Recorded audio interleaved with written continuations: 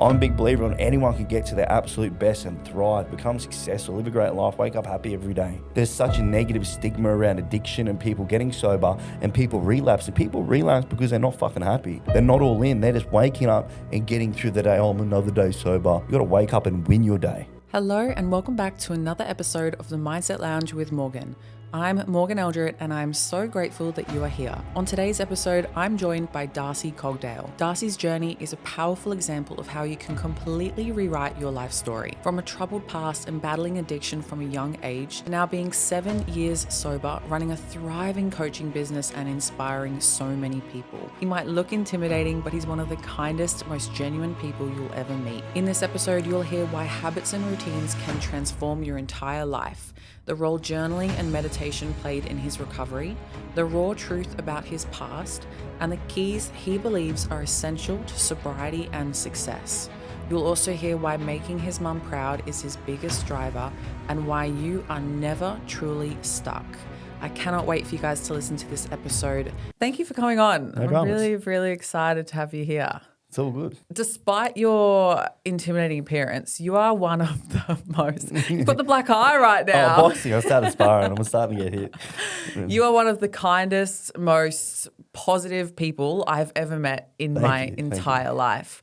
I'm really inspired by your journey, but I'm more inspired by what you're doing right now for the community, for the young people, for your family. Yeah. So I just wanted to commend you because honestly, it's really exciting to see what you're doing. It means a lot. So I just want to make a difference. And everyone says like, you know, I want to help people, and most people say that, but I genuinely do because I know what it's like to struggle. You know, and I know how good it is to feel, to just give back and I'll change lives every day, and it's just it's a good feeling. It's nice as well when you can give back to other people and you can actually see that makes a difference, because it kind of makes you feel like, oh shit, like actually what I'm doing is meaningful. Yeah, it's so normal now for me with all my mentoring and everything to get messages from people being like, you've changed my life. Like I was suicidal, like I tried to take my own life multiple times. People go to rehabs, counsellors, medication, jail, everything like this, and they can never change. And they started mentoring with me, and I've helped them and been there for them and held them accountable and just been a friend. And they messaged me these messages that it's like saving their lives, and they got their family back, like men that their missus and the kids leave them got their family back in their life because of me and shit like that. And it's very powerful, but I get it so often now. I've got to take a step back and realize it's still amazing because it's just normal to me now. Like it's just, so to make an impact like that, it's fucking awesome. It's great. And you know what's even better? That's a trickle-on effect, because when you treat somebody positively, they are more likely going to treat someone else positively. 100%. And then they might change their friend's life, who might change their friend's life. So the trickle effect of who you've directly impacted, you've probably impacted so many more from them also impacting people. 100%. I get it with like dads, like mentoring their kids and stuff. And then next minute, the dad's sending me photos of because I get them to journal and do gratitude as part of my mentoring, like a lot of mindset stuff, all positive stuff, and teach them how I sort of changed my life. And I get them, their kids are in the cold shower, doing a cold shower with them. And then the kids are writing their gratitudes and the kids go on the gym with them. And just, that's powerful. And I get that a lot, like a lot. And it's just the impacts I have on someone, you're right. It's just a trickle effect on everyone else. And it's making a difference in the world. It's good. Absolutely. Did you ever think when you first started to improve your mindset that it would get to this point? No way. This all just fell in my lap. You see me when I was PTing a good life. I was just in grind, just changing my life, and it's doing what I'm doing now. Just grinding, staying in routine, just trying to build a future for me and my family and just make my family proud. That was my whole goal. And then I started doing all this I started mentoring people like online for free. Like people were reaching out to me because I started to get my story out on social media, and I'm like, I'll put this. My missus told me, she's like, I was like, should I put this before and after of me, like, back when I was on the drugs and then back like where I am now? And she's like, yeah, go for it. And I did it, and it just blew up. And I had like so many people message me just like, how'd you get sober? How'd you do it? How'd you change your life? And then I literally had like a little template to send people, like a little morning routine in like a template that I'd copy and paste and send to people. But like, try these things for one day. Like wake up, cold shower, like no social media, start journaling, like the things, gratitudes, your goals, things like this. And, put a photo of your kids on your phone like this. And I told them to like send me a photo of their journal every morning, like for free. And then got around, I was mentoring like 40, 50 people for free, just like while I was doing PT at Good Life. Yeah. So I was doing that, then coming home, answering all these messages. I'm like, this is getting fucking hectic. So then I literally just said to these people, I'm like, hey, look, $40 a week, and I'll keep holding you accountable and keep doing that. And literally everyone was like, yeah. And then the messages I was getting from people, man, like, I've never been so happy in my life, man. Like, I'm actually waking up happy now. And this is just from just sending that little template and holding them accountable and just giving them a pep talk, like believing in them, you know, because everyone just needs a little bit of hope, and some people just need someone to push them and believe in them, you know, and give them that direction. And then I was just getting all these messages saying fucking how well they're going and how happy they are. And I'm like, fuck, I can turn this into something. And then I just started to create a business out of it. I can remember you in the Good Life days. Like, you were the first one there, the last one there, every single day without fail. But you were also the one with the smile all the time. Yeah. You never complained. I don't think I ever heard you say anything like, oh, got such a big day today. Like, that was just, it was just what you did. Yeah, I And was just in great. grind mode. Yeah, you at the Good Life. You're right. I was there 2:30 every morning. I'd be there. So I used to get up at like 1:15 every morning, walk to that gym because I didn't have my license, and then I was in there and I knew I had to make something myself because, you know, PT, it's make or break it. You know, I'm like, I've got to introduce myself to everyone. I got all my leads off the floor and talking to people and just being the nice guy. Anyone who walked through the door, I would just introduce myself, big smile on my face, be that guy. You know, I sort of came and take over all you guys' thunder, but I thought I had it. I was driven as, and then you see me as after 4 weeks there at Good Life, I was doing 104 sessions a week. It's 104, and you know I was back to back every fucking day. Yeah. And like I slept in the childcare center there and shit. Obviously, no kids in the childcare center, but I was lived in there and breathed it, and I was doing 104 sessions a week for the whole time I was there. It was Yeah. pumping. But that energy is contagious. It's motivating. Like, yes, you came in and, you were doing so much more than everybody else, but we were all inspired by you. Like, people look at you and they're like, holy shit, if you can do that, I can at least do half of what you're doing, right? Like, maybe we don't have to wake up at 1 a.m., but somebody who wakes up at 9 could be like, oh, no, well, if he can wake up at 2, I can wake up at freaking 7. 100%. Yeah. Because we're all human beings. I'm the exact same as you and me. Okay, you got different bits and pieces. That's about it. But that's why I try to tell everyone I'm not a superhero. You know, anyone can do what I've done, and that's what I'm sort of teaching people, that I'm just a human. I wake up, I walk on the same earth, I breathe the same air. It's just, how bad do you want it? You know what I mean? Yeah. Everyone just has limitations on themselves, which is just excuses. Yeah. You know what I mean? And I believe there are no things as excuse. I haven't made an excuse in 7 years, over 7 years now, and I've been over 7 years sober now and become very successful in what I do. But I don't let that excuse come into the mix. I never have. Yeah. I want to touch on the mindset and the excuses and the routines in a little bit, but I want to start by showing you a photo. What's that? I want you to... Oh, big boy. Big boy.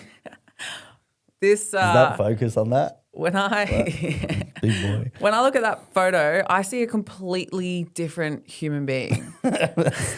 Oh no, it's hectic. That's fucking hectic. What was life like for this boy? What was his mindset? What was driving him? There was nothing driving him. That was a fake smile with a very unhappy person. I had no purpose.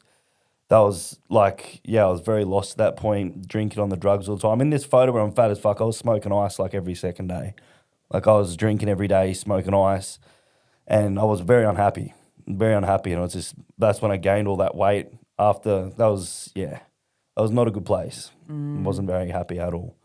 So what was your mindset like back then? Did you have thoughts in your mind, or was everything just pushed down? Yeah, I was numb the whole time. And when I wasn't numb, I was suicidal. When I wasn't numb, when I was numb, so that's why I was high every day. Like from a young age, I started using heavy drugs, ice and everything, speed and everything when I was 11. You know, I fucking fell into a wrong crowd very young, and drugs was my happiness. And this is what I associated happiness with. But I was numb most of my life. I was never happy. But I assume when I'm numb, I'm happy because I don't have these negative feelings. When I'm numb, I can escape these things. Okay, and me escaping these things was just putting a Band-Aid over everything, and I just got deeper and deeper in addiction. But it was just, I started... just using that was my coping mechanism. I didn't feel feels. When I did feel feels, I'd get high. That's how I'd escape. I didn't want to sit with them. Yeah. So I never really faced my reality until later in life. I think it's important to kind of touch on that of like when you numb the bad, you're also going to in turn numb the good. It's all very much. There is no good. Yeah, that's it. You think it's good, but you're lying to yourself thinking that this is happiness, you know what, everything's fine. But over time, things don't fall to shit. With drugs and everything doesn't go to shit straight away. That's where we fall in this false sense of security of it working. Drugs is my happiness. Drugs is how I made friends because I was bullied as a kid. I was a young kid. I didn't have friends. I was a kid sitting at school, the fat kid at school sitting, eating lunch by himself. You know what? I had no friend groups. I didn't go to discos. Wasn't invited to sleepovers as a kid. Every sport carnival, everything in school, I was always last. I was made to feel like I was a failure. You know, so when I found drugs and everything like that, that was how I first made friends. That's how I fit in. That's why I fell in love with it so much, so young, because that's where I started to make friends. Like everyone's got their football communities or their sporting communities, or everything like that. I didn't have that. You know, I wasn't playing sport. I wasn't that kid. So when I fell into a life of crime and drugs, it's where I dedicated my life to. I went all in, you know, and that's when I fell into drugs being happiness from a young age. Drugs was happiness for a big majority of my life since a very young age. Was it like a conscious decision to find that path, or did it fall into your hands, like the drugs, the people? It fell into it because I was alone at school. So when I first went into high school at 11, 12 years old, I was hanging the kids I did get accepted with and did fit in with were the kids that were doing no good. The kids that were wagging, the kids that were smoking durries. They're the kids that didn't judge me though. And that's why I loved it. And those people, they don't judge each other. You know, the judgy ones are usually the ones that, oh, look at them, the bad kid, and I always felt like I was always judged. I was bullied. I always felt like I wasn't enough. I felt like something was wrong with me. I felt like I didn't fit in, and I fucking hated myself. So when I found these friends, all I had to do was go wag and have a diary and get stoned, and then go on the weekends and drink with them. And I never had sleepovers. I never had playing at a friend's house. I never had that. So when I found drugs and going out on weekends, drinking at a place, getting fucked up, and getting stoned at school, wagging school, and then started all that sort of shit, I thrived, and that's all I worried about. I didn't finish school. I got expelled from 3 schools at start of year 9. I've never finished year 9. Wow.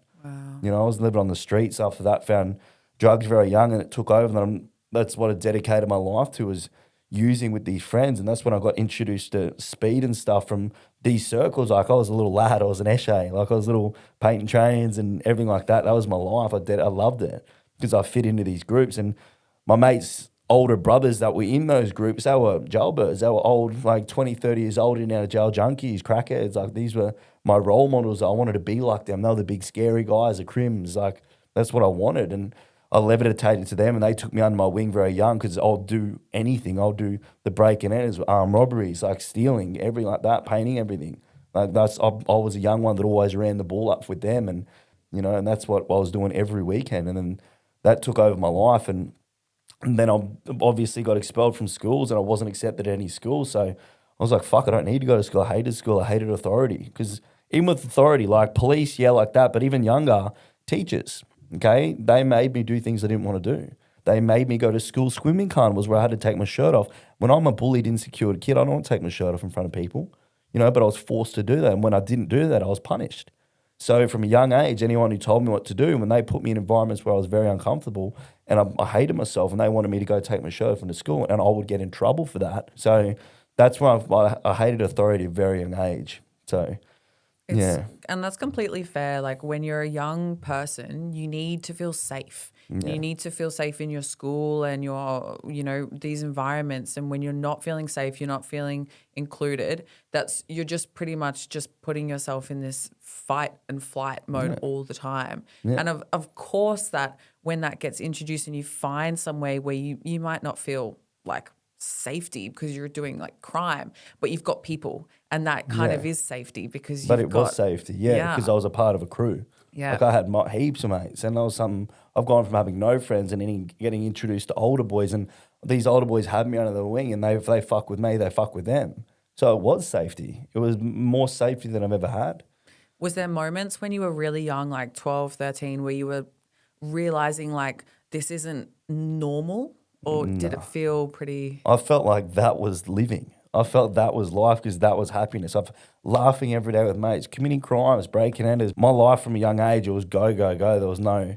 Like it was constantly crime, constantly off your head, like using every day. And that's like, I loved it. And there was no part of me... I thought that was living. I looked at normal people that had their jobs and, you know, kids that were going to school. I'm like, you're a fucking gay. You know what I mean? I'm living my life. You know, look at me. I'm the crim. Like I do what I want when I want. I'm in trouble with the police. I'm off my head every day. I thought that was living. I thought people who weren't high didn't know what life was.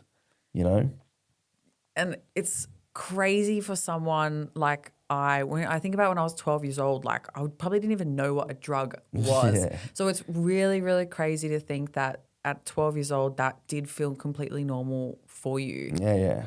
Was there moments then later on that you did start to realize, oh, actually, I didn't really have like a normal childhood? Or was that way later that you started realizing that? Way later. Because I was using constantly most of my life until I went to jail later down the track. But my whole life was drugs and everything. I thought that was like the path. That was happiness. As I said, from a very young age, using, you know, to fit in, to make friends. I associated everything around my happiness with drugs and using and committing crimes. That's where my whole life was. That's what I thought. That's the only direction I knew.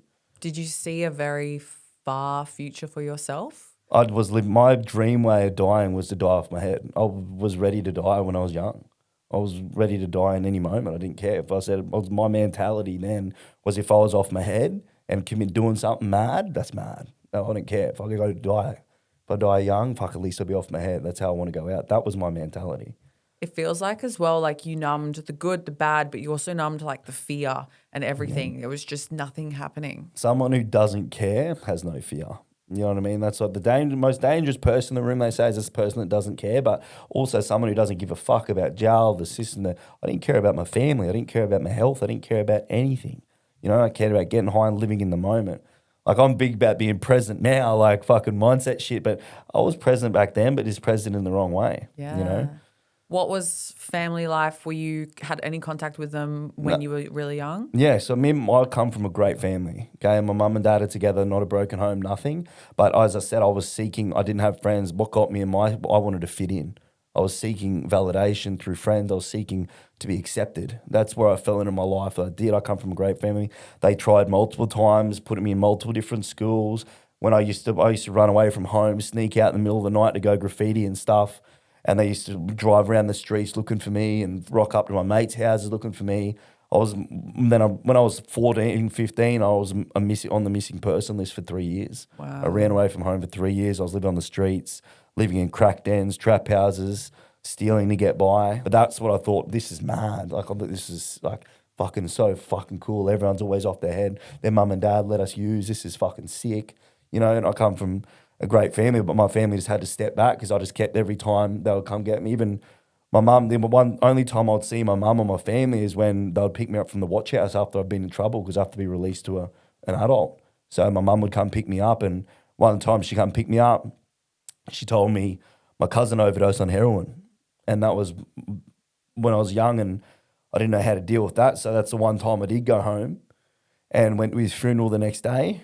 And then as soon as I sat there in the funeral, I didn't want to deal with these feelings. Exactly when the feelings popped up, as soon as the funeral was done, I didn't go home, went straight to the train station and fucking cruised and went and got on and started just going being a crim again. Didn't see family for years on end. I wasn't there. That really just like escaping everything just feels like that common theme right now of like it was just escaping, numbing, and not wanting to feel anything, which is, it's really hard in the moment. I guess you just don't even realize, you just don't even know what's going on. Yeah. Especially from such a young age. Me escaping was me going back to my happiness. That was me. I'm going to go get happy again. I'm not going to deal with this. I'm going to go get happy again. That's what I mean. I associated happiness with everything like that. But then over years of using and stuff like that, I got to the point where I got betrayed by a few people. Got betrayed by a few people who I fought for, stole for. Like, I was one of the most, I am still, but I've always been the most loyal person I know. Loyal, would do anything. I'll be the first one to throw a punch in a fight. I know that's not the best trait, but like that's me being loyal to my mates, and that's the scene I was in. And I got stabbed in the back by a few people, got betrayed, and then everything fell apart. That was shortly after when I was gaining weight and felt like an absolute piece of shit again. And then I went home to go face my family after years. So I went home when I was about 18. I got drunk one night and I was just like an emotional mess because I was just like everything. That's when everything imploded in. I was about 18. I've been stabbed in the back. My mates, I thought my mates were not. You know what? I've done everything for them. I'm back being fat again. I've just, everything imploded. So I went back to mum and dad's, but I got out the front and I just didn't know. I was like, what am I meant to say? I haven't seen my family for years. You know what I mean? I fucking haven't seen them. So I couldn't take myself to go inside. So I walked over the street to the school that we used to drink at when I was really young. And then I went up on the roof there and I just thought, what's the point? I tried taking my own life when I was 18. So I jumped off a roof when I was 18 because I thought all my mates my brothers that have did this, they stabbed me in the back. I can't trust anyone. I haven't seen my family. They're better off without me. And I just think I hate myself. I'm back to where I hate myself. And I just thought life's better if I'm not here. And then, I tried taking my own life when I was 18. And how lucky you are to not have succeeded. That's very crazy. Okay, so take me then into this moment. Oh, that was just before jail. This is another one. I don't know if you're going to put these up when you edit it. Yeah. So this is like just before jail. This was when I was on the run up in Cairns because I had charges here in Brisbane. So I got raided for a fair bit of charges here, assaults and a lot of drugs. So I got raided in my penthouse because I had the penthouse. I had everything. I had the penthouse, had all the money, everything. But I was isolating myself in my penthouse. I was paranoid. I didn't want to see my mates. I pushed away my family, pushed away my close friends that actually cared about me. And I was just isolating myself, just being a mess. But after that, I got raided, drug charges, assault charges. I got out on bail. And then I fled up to Cairns because I'm like, I've got to get out of Brisbane, because I'm just going to get into trouble here. But I had a mate up in Cairns. So I drove up to Cairns off my head. And went up there and was meant to go up there, start training and, just get my shit together. And old mate that I was up there with, we were collecting a bit of money and he was doing shit up there. And he's like, come up here, help me out, help me collect a bit of money and stuff like that. And just be my side man. And, I'll pay for your stuff and I'll help you out. But yeah, sweet. Drove up there. And as soon as I went up there, we just started eating Xanax. We just were on like a massive bad bender, running through houses, getting a lot of fights, everything like that up there. And I got in a bad fight up there, which I ended up getting charged with and went to jail after that. But before this was in my car. I'm pretty sure I got a message from mum being like, no matter what's going on, like, because she tried reaching out to me so many times, And before I even went up there, mum sat me, my brother, and my dad down and told us all she's got terminal cancer. The same thing, how I dealt with my mum's illness and telling us that she's going to have cancer was escape it again. And then I just ended up moving out, got the penthouse. But I was up here and then I think I was just in my car. I had nowhere to go. I was sleeping in my car. I was just sitting there and I just started to break down. I got a message from mum saying, no matter what is going on, we've always got a room for you here. I hope you're okay and I love you. And that just broke me. And I was like, what am I going to do? I just had a point that I was contemplating taking my own life at that point, but it was just, I had nowhere to go, I had no money, and it was just one of my lowest moments, and I thought, what the fuck am I going to do? So what made jail the tipping point for the change? So jail was the point that you ended up getting sober, right? Yeah. What was it about that time that was different to all the other times? Because I think it forced me to get sober. That was a lot. In jail is when my mind finally cleared. In jail, you were forced into a routine. And that's what I preach on my social media is the coffee on the face every morning, look like a fuckwit, don't care, when do I miss a day? I do it fucking Monday to Sunday, 365 days a year. Birthday, Christmas, the day my mum died, day after my mum died, I still woke up and did my routine. That's what I mean about excuses. People are full of shit. Okay, I've done it when I was sick, I was fucking everything, I still got my shit done. But that's what jail taught me is in there, I was forced into a routine every day. I woke up at the same time every day, made your bed at the same time. I started doing my cold showers in there, started like writing down, journaling. And this is in jails where my mind started to clear finally. I never gave myself long enough off the drugs to feel good and never worked on myself properly. I was never sober since I was 11. I haven't been sober for a long period of time since I was 11 years old. So jail was like a detox in a way. And then after that, I was forced into training every day. Went in there and all I did was just start training, start cutting laps, chin-ups, dips, because they've only got chin-ups and dips in there in the yard. So I was just like, go outside and just train because I didn't want to fucking make contact with people. I was just in there doing my own thing. I'm like, if someone wants to fight me, I'll fucking fight to death, but I'm just going to do my own thing, And then I just started cutting laps, training every day. And that's why I started just train all day long. And then over time, after a couple of days in there, you know, I'd ring mum on the phone and I'd be like, Mum, I promise you I'm going to make changes. I love you. And that's when I started to really clear and reflect on everything I've done. You know, I was so caught up in my life every day just trying to escape all these feelings. In jail is where I started to face these feelings and started to face all the pain that I've caused, face what I've done, you know, face the reality of my mum being sick from cancer, have the reality in my mind that my mum might die from cancer and I'll miss her funeral being in jail. You know, not being able to support. I wasn't there for any of her treatments. I wasn't there to support my little brother or my dad. I wasn't there for anything. So in jail is where I was forced to face reality. And that's when I got sober and my mind started clear. And the happiest I've ever been was when I was in jail. So what internal shifts started happening? What did you start realizing about yourself needed to change? I wanted to make her proud. I wanted to make my mum proud before she passed. The one person that was never gave up on me, always just, they were never trying to they were always trying to tell me what to do and point me in the direction, but it's because they wanted me to have a good life and they cared about me. Some people don't have people that care. I'm lucky to have people that care about me. You know, but in now I'm just like, fuck, I've never made her proud because I never finished school. I never had sporting event carnivals. I never did anything positive my whole life to make them proud, ever.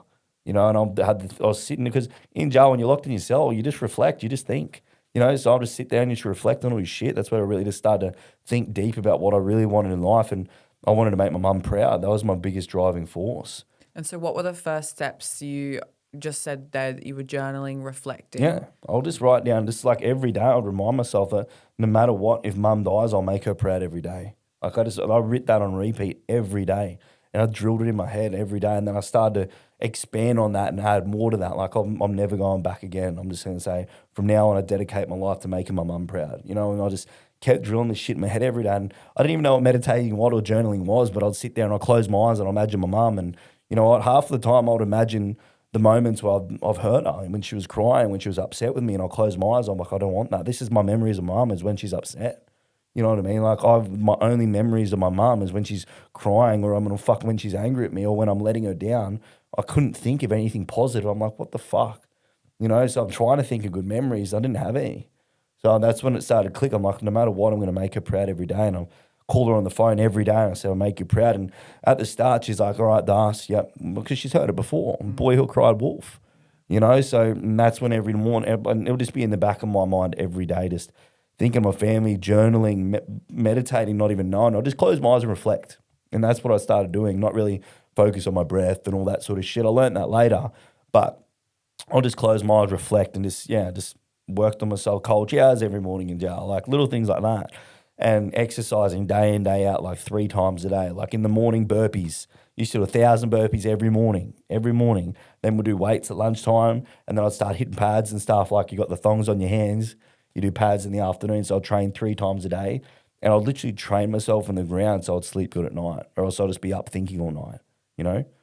That forced reflection is definitely beneficial then, right? 100%. Like, I'm sure if you didn't have that, things would be a completely different story. Yeah. Yeah. So what about the routine is so important to continue sticking with now? Like, why is it so important to you to keep that up? Because it keeps my mindset right. Okay, you let one little thing slip, everything slips. So you must start making an excuse on one little thing not to happen, and you allow other things back in. This is what I've lacked my whole life. Like, I never had routine or structure. I never wake up and focus on what really matters in the morning, what I really want, and sort of like set your day up to like think about what's coming for the day and what I want out of that day and how I want to be, the things I want to achieve, the goals I want to do. You know, the things I've got in my life, gratitude, thinking about little things. Some people live on the streets with nothing. I've seen it in jail. There's people in there with no numbers on their phone, just drug addicts and shit like this with nothing. You look, homeless people on the streets with nothing. People, imagine sitting there on Christmas or your birthday every year completely alone. You don't realize how everyone in this world, this day and age, with social media, all the blue ticks, you know, everyone becomes so ungrateful. And jail's another thing that taught me gratitude as well. Like little things like sleep on a nice warm bed, you know, like hugging a loved one, being able to hug someone, you know, being able to just little things like that, like birthdays, Christmases. You know, most of the time I was off my head. I've missed more Christmases and birthday than I've been to with my family because I was out in the drugs. What's your morning routine like at the moment? So for somebody who doesn't follow you on Instagram, give me the run through. So I wake up every morning, 2:30 a.m. Every morning I wake up, get up, come outside, make my coffee. I drink one coffee and then I get my other coffee ready to chuck on my face. So I got one and the other. drink my coffee, go in the cold shower, no phone, don't look at my phone, no shit like that. Go straight in the, set up my little tripod to fill my coffee on the face. But I just show everyone the coffee on the face to show everyone how consistent I am. You know, so then I'll chuck my coffee on my face, pump myself up in the cold shower, get out of there, and then I sit down, do my meditation. Okay, I do 10-minute ones, 10-minute meditations where you focus. And I just, at the moment, after my mum passed, I just think of my mum. And the thing is, when I got out of jail, I'm so grateful that I got that time with mum. Mum was meant to die while I was in jail. And I'm a massive believer that the universe gave me more time with my mum because I started doing good. And it's just like, once you start doing good, life just starts fucking rewarding you. And I'm a massive believer in that karma, fate, all that sort of shit.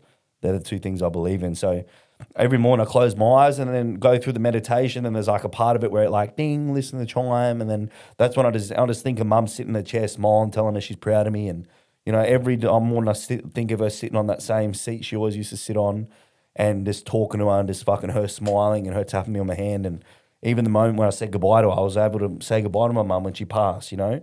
And I got to hold her hand. She was always tapping my hand like this, and I'll just think of that moment.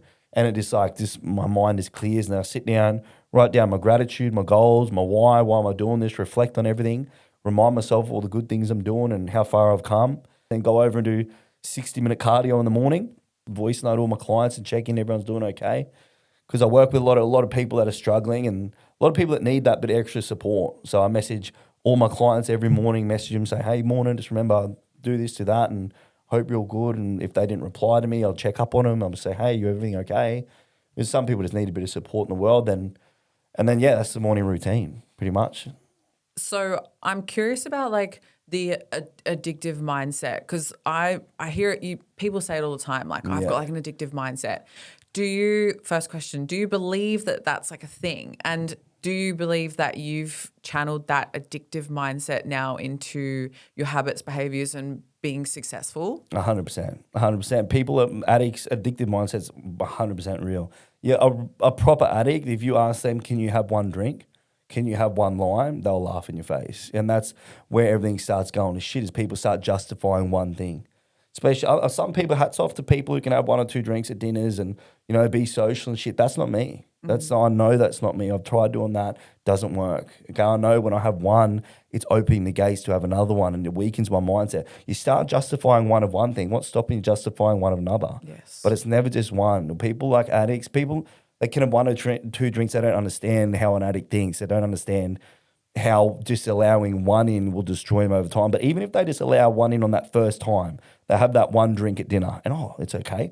The walls drop and they think it's okay to drink again. They think it's okay to use again. You know, and that drop puts you in this false sense of security, like, I'm fixed. I can't have one. I had it at dinner the other night. Next time at dinner, it's going to be 2 drinks. Next time it's 2 drinks and you're going to get a bag. Next time, then you're back weekend benders and you're back using every day. It trickles in and you'll be back to where you started. Yeah. Okay, yeah. but that's why, but these people with these mindsets, if you shift that into being your best, you'll outwork anyone. You see me a good life.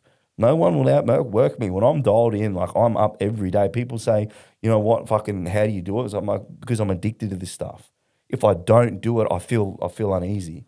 You know, if I don't get up at that time, if I don't like get up and do those routines, if I miss one little thing, I can't even remember the last time I missed anything, because I know I need to go all in. Yeah.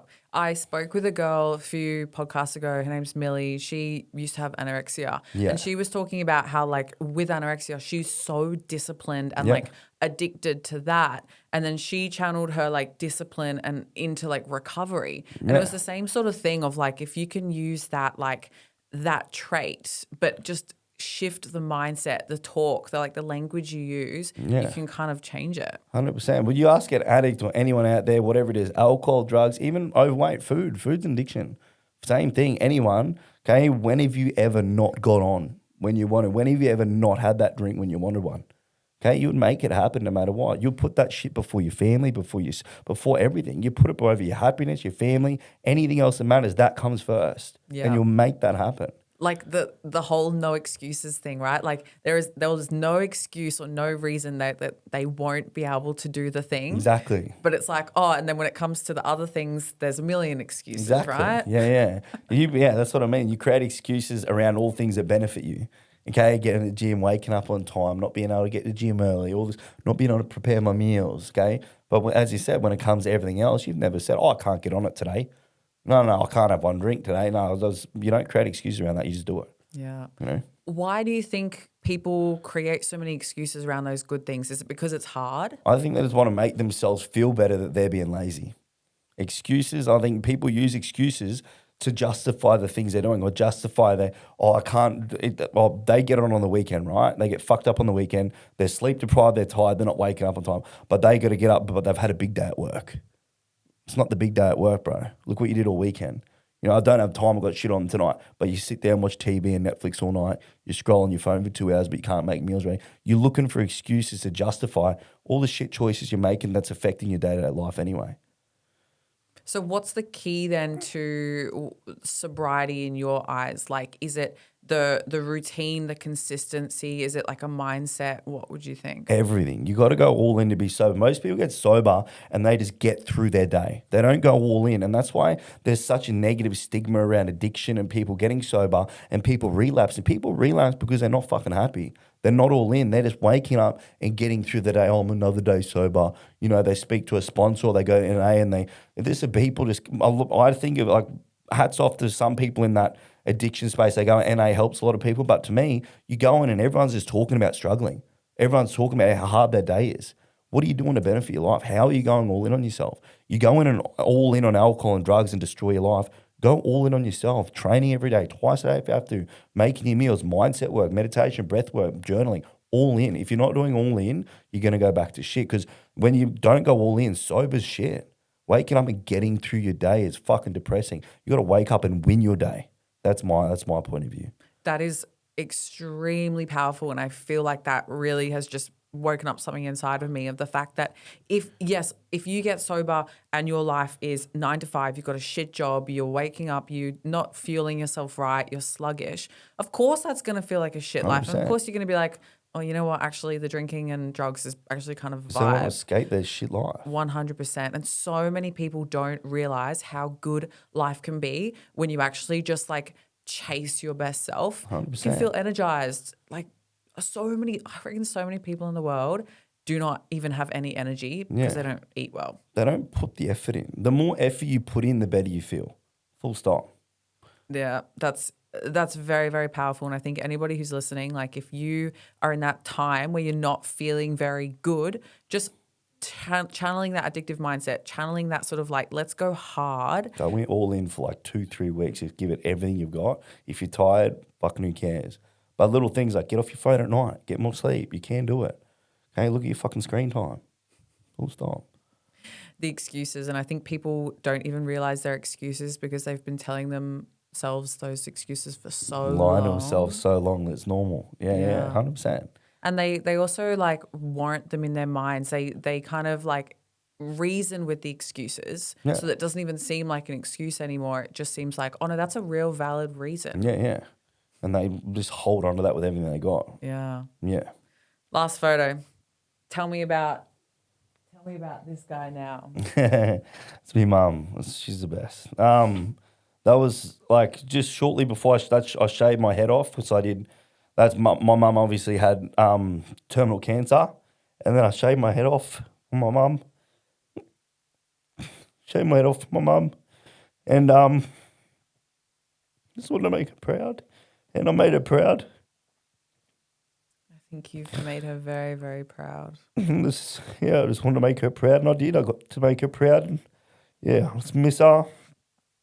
But I got to make her proud every day, and this is what I'm going to do forever.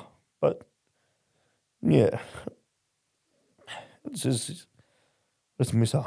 But I got to make her proud. I'll support everyone I love. And I'll just miss her. But that's just me with her, and I made heaps of good memories with her that I hold on to forever. And I got to make her proud before she goes, and I got to show her I'm the son that she deserves. And she never gave up on me. And I'll never give up on her, and I promise her in jail that, I'll never drink again, I'll never do drugs again, I'll never fight again, I'll never do anything toxic again, I'll be a good human, just like her, and you know, I was trying to stay strong like her and try to be kind like her every day, and that's why I just dedicate my life to her. But it's hard. Miss her a lot. I can feel that. I can feel how much you miss her, and I really do believe that you've made her very, very proud. Thanks. I think it's awesome that you are able to reflect on all of this and keep that in the forefront of your mind. And I think that you'll have her in the forefront of your mind probably forever. Yeah, And 100%. that's amazing, right? The fact that she's been such a light in your life to be able to fuel your growth and the change is incredible. And it's really, really amazing to see. And she would have been, I'm sure, such an amazing woman to be able to do that for you. Yeah, she's a weapon. She's a weapon. She never complained once to her. Even excuses, like that's the big thing that I don't make excuses. There's another level to it because the whole mum's whole cancer battle she was going through. If you don't know cancer until you've seen someone firsthand go through it, like I thought people with cancer like they go bald and like they just sit in bed for a bit. Like I didn't know the extent to it. This shit eats you from the inside out. Like it's fucking brutal, and the chemo and all the drugs they got to take, and it broke her down from the inside out. But she was smiling every day. She never showed any weakness. She never complained. She never wanted sympathy. I would ask her how she is. She said, "I'm fine. How you going?" She just always deflected and just showed up for us every day, no matter what. And she always just said, "You know, it is what it is. Can't control it. It just is what it is. This is the cards I've dealt."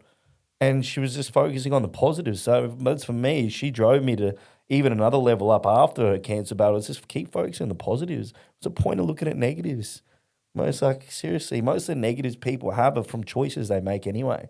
If she can face cancer every day and battle it every day with a smile on her face, show up for us every day and do what she did, I can do anything, you know? So, I think like a lot of people, they have an identity tied to them. Like their identity is I'm an addict, or I'm a drug user, or I'm nothing, or yeah. I've got no friends. But I think when we can start to shift the mindset and shift our identity, that's when we can kind of step into it. Do you think there was a moment where you realized like I am not an addict anymore? I have a purpose, and my purpose is to make my mum proud. Yeah, but anyone's purpose, even people without fail, your purpose could be, I want to wake up happy. I think the meaning of having a purpose is like people think, oh, if you're not feeding starving kids in Africa, you got no purpose.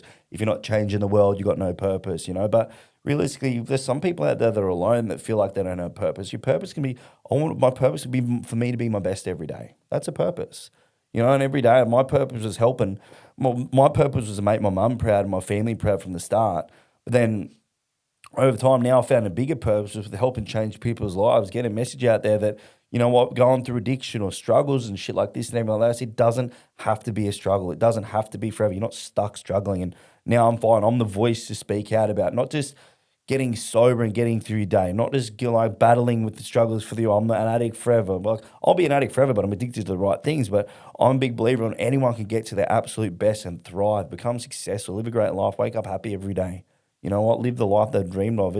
I come from nothing, and I got out of jail with nothing, and I built this where I am. Like I'm no different than anyone else. You know, so I found my purpose now is just making mum proud, my family proud, support my whole family. I bought my dad his fucking dream house. You know, I pay for all my family's bills. Then my whole family are all financially free because I sort them all out. It's like me giving back to them, but you know, just also being the voice of, you know, just not, you don't have to struggle. You know, you can become your best. Anyone can.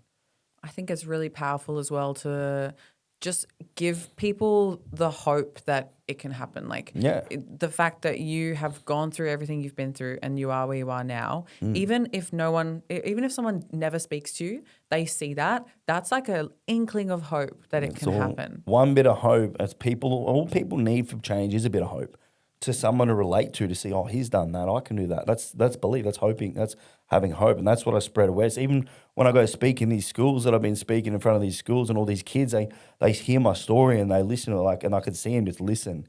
You know what? And I've had the kids message me, man, you're just speaking exactly what I'm going through. And he's like, man, I'm going to start going to gym and all this sort of stuff. Like that little glimmer of hope of someone being able to relate to someone's story and seeing someone get to where they are, instead of a little bit of hope of someone that went through addiction or someone that went through everything I went through and they're still struggling every day. They're like, oh, that looks shit.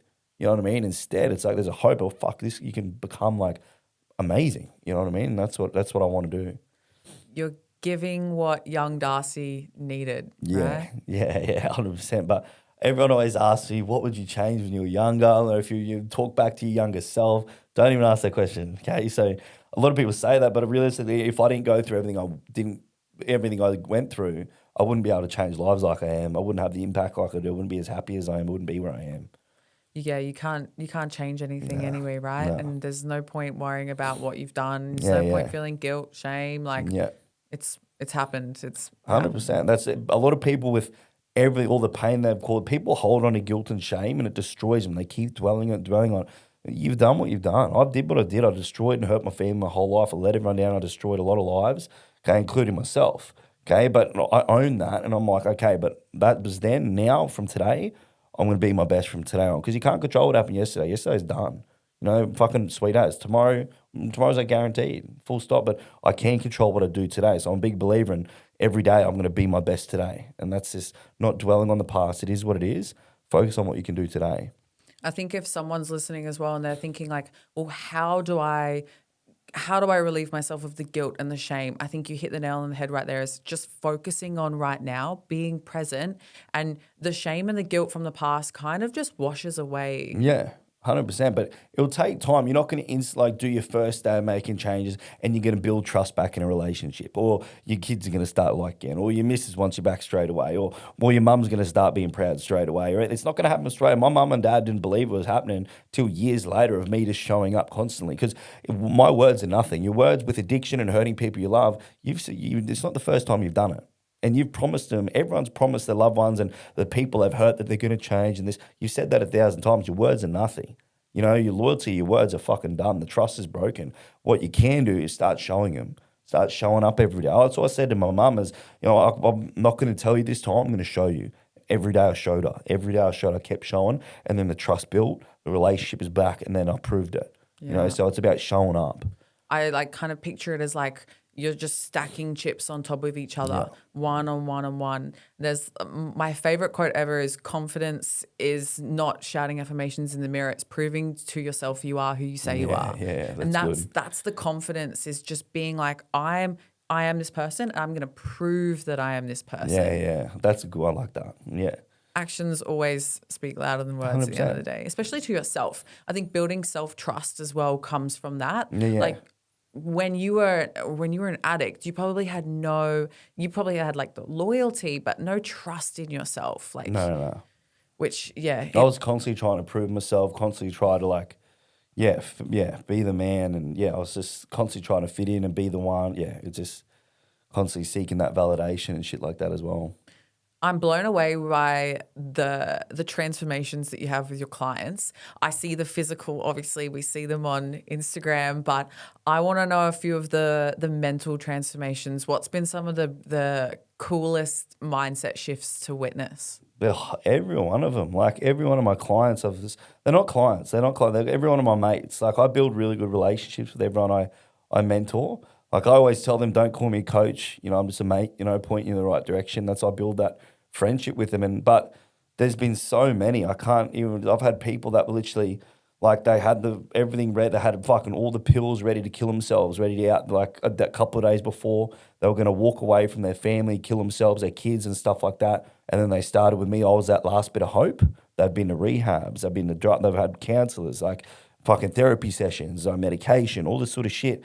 And since they started with me, they started to get sober. They started to work on themselves. They started to get to the best. They messaged me, man, I've never felt this good. Like, this is not just one person. I'm talking thousands. Like, I've got thousands of feedback messages that are next level. There's too many to even pinpoint one. And that's every single person. It's not just the body. The body transformations on my page are fucking hectic, but that's a byproduct of their mindset, okay? Because anyone can stick to a training program and a meal plan for a couple of weeks. It's not the point of what I do. I hold people accountable every day.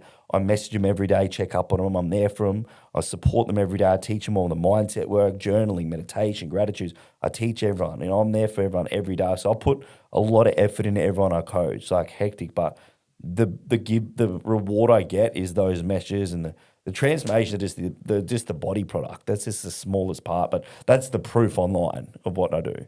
So what's like the first step when somebody comes to see you?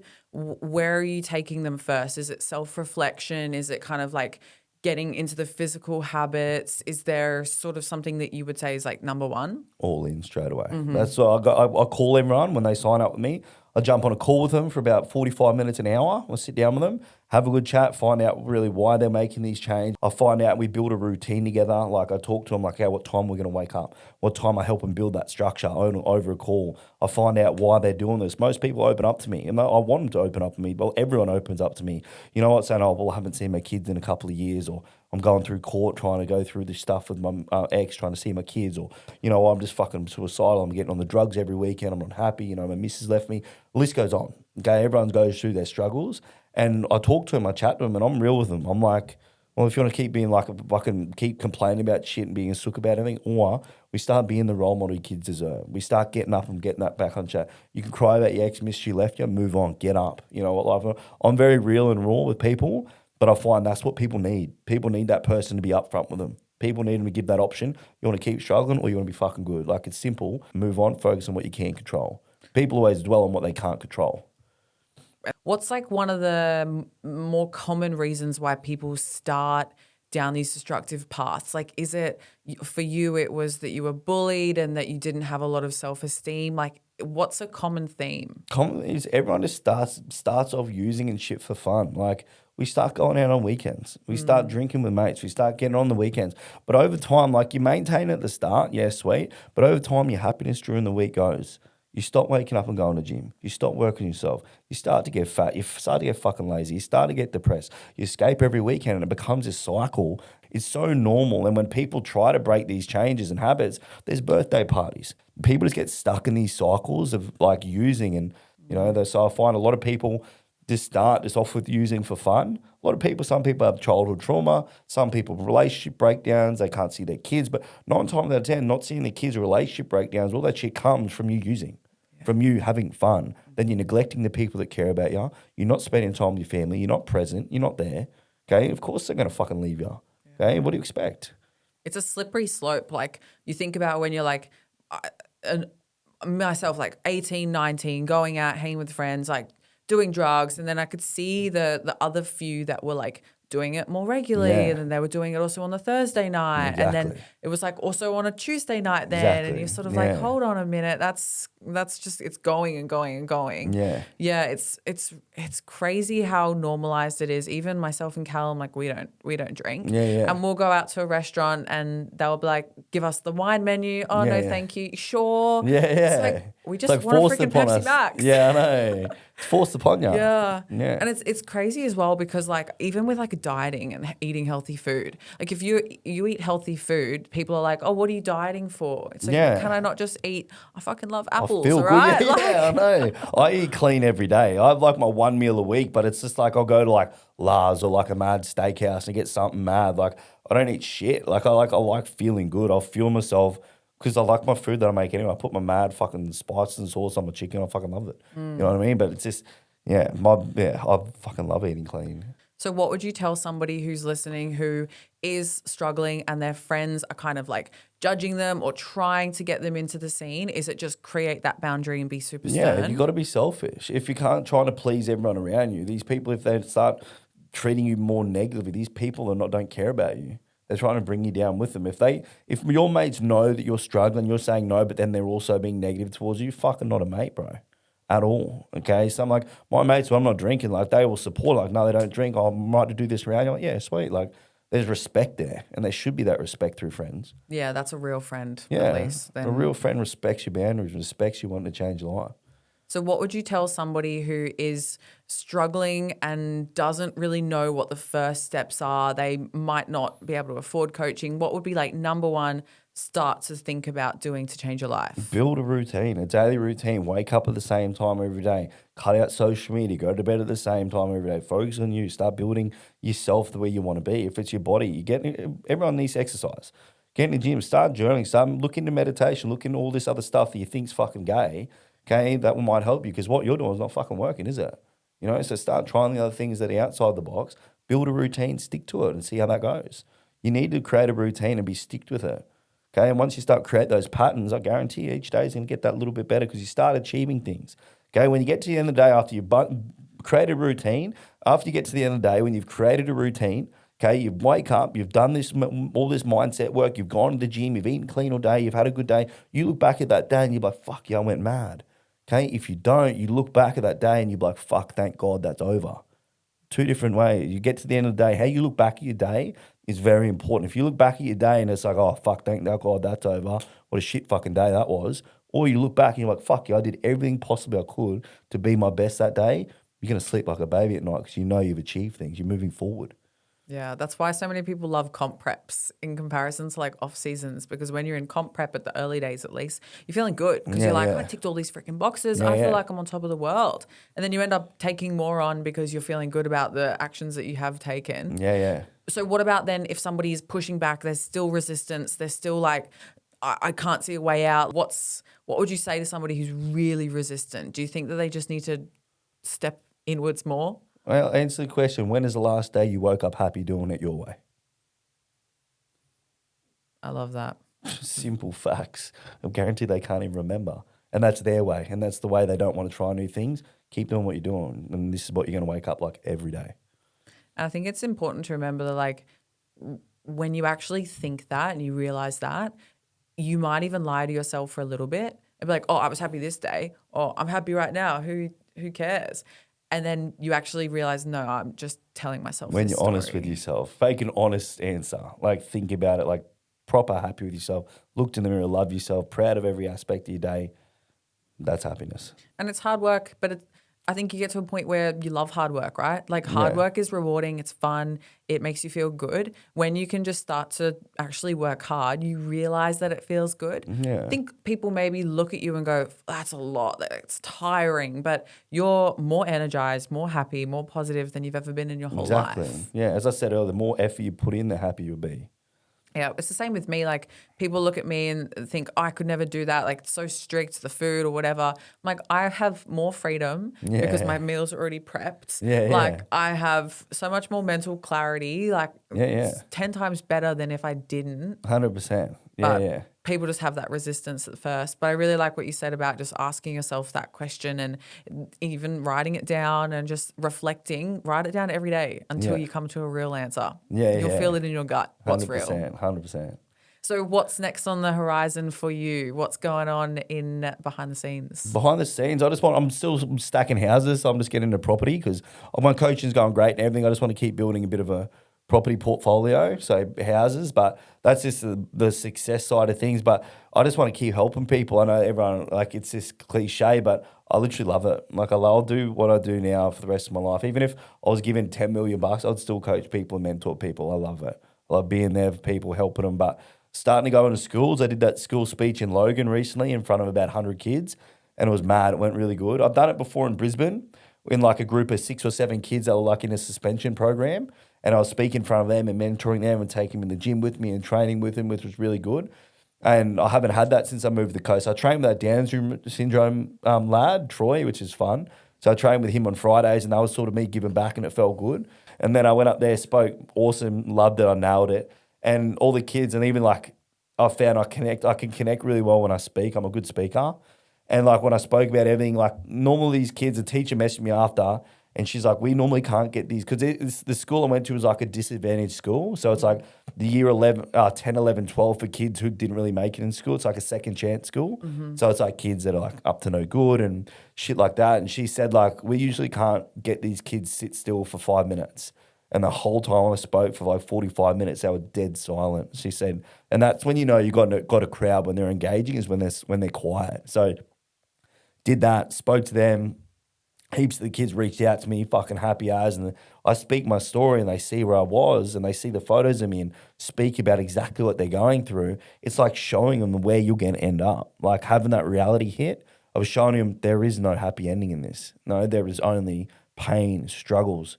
Okay, when you get older, what about your bills? What about a roof over your head? You know, showing them all that and sort of open their eyes. So hey, I did that speech and they're going to put my name forward to like 20 other schools. So I want to start going because that's my 5-year goal, is like do my coaching, but then I want to speak like David Goggins shit. I want to speak in front of like thousands of people and tell my story and just inspire hope. And I'm going to do it. I think that your story is one that is completely filled with hope. It's filled with low lows and big highs. Yeah. But the overarching theme is just being so dedicated to yourself and actually caring about yourself and your future.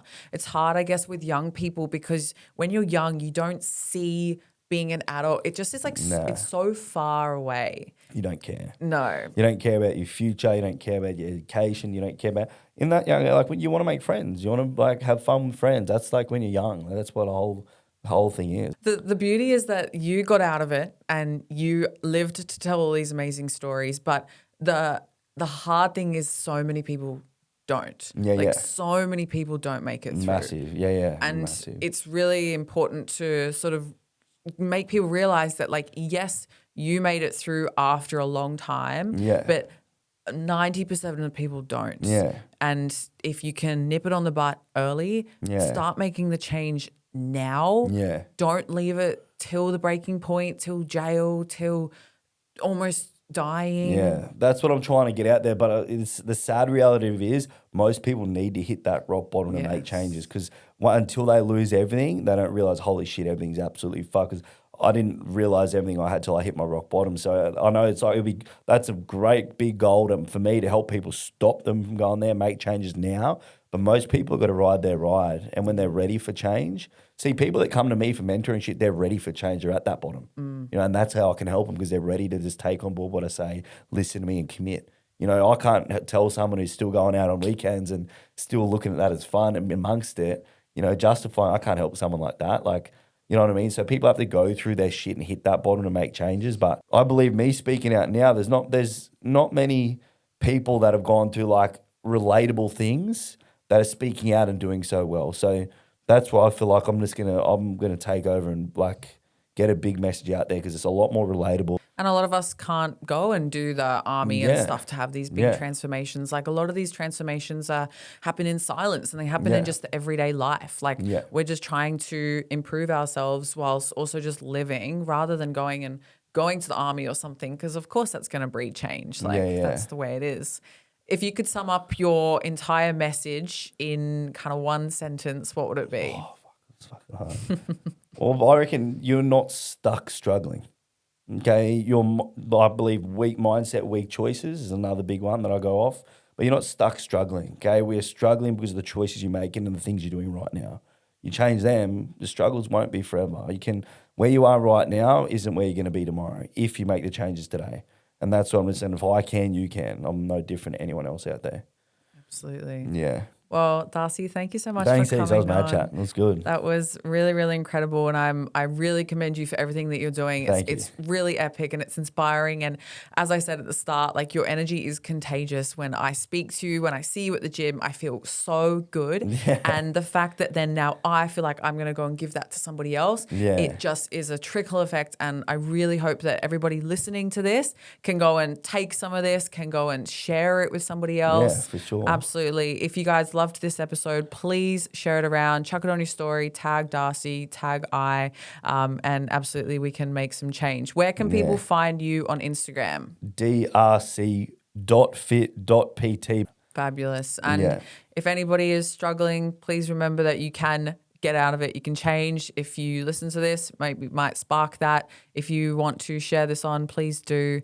And we will speak to you in the next episode. So thank you. Thank you. You got me with my mum, eh? You got me with that. That was good.